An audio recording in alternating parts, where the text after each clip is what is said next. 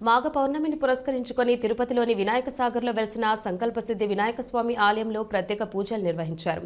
ఉదయం స్వామివారికి పవిత్ర జలాలతో అభిషేకాలు నిర్వహించి పూజాది కార్యక్రమాలు నిర్వహించి భక్తులకు దర్శన భాగ్యం కల్పించారు. అనంతరం స్వామివారి తీర్థ ప్రసాదాలను పంపిణీ చేశారు. ఈ సందర్భంగా ఆలయ అర్చకులు సురేష స్వామి మాట్లాడుతూ మాఘమాసానికి ఎన్నో ప్రత్యేకతలు ఉన్నాయి. ఈ మాసానికి పరిపోషకుడు మాధవుడు.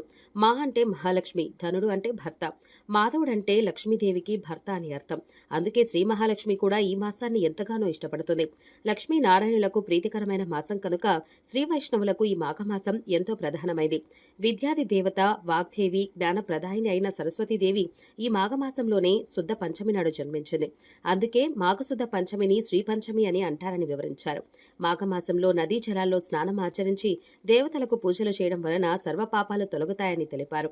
ఈ కార్యక్రమంలో ఆలయ ధర్మకర్త కొండే చెంగారెడ్డి, ఆలయ ప్రధాన అర్చకులు పురోహితులు సురేష్ స్వామి, కుండాల గోపీనాథ్, తొండమనాటి సుబ్రహ్మణ్యం రెడ్డి, డిపి ఆనంద్, రాజశేఖర్ రెడ్డి, వాసుదేవ్ రెడ్డి తదితరులు పాల్గొన్నారు.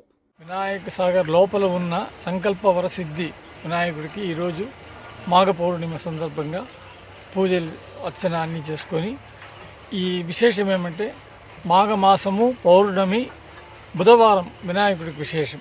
అంత విశేషంగా సత్యనారాయణ వ్రతాలు చేసుకునే వారు చాలామంది చేసుకుంటారు. అదే మాదిరి వినాయకుడికి బుధవారం విశేషంగా వచ్చింది. మాఘమాస పౌర్ణమి తిథివార నక్షత్రం అని మూడు కలిసింది. మనకి అంతే అష్టైశ్వర్యాలు, ఆయురారోగ్యాలు అన్నీ ఇస్తారని సంకల్ప వరసిద్ధి వినాయకుడికి గోపీనాథ్ రెడ్డి గారి ఆధ్వర్యంలో పూజలు అన్నీ చేసుకున్నాము.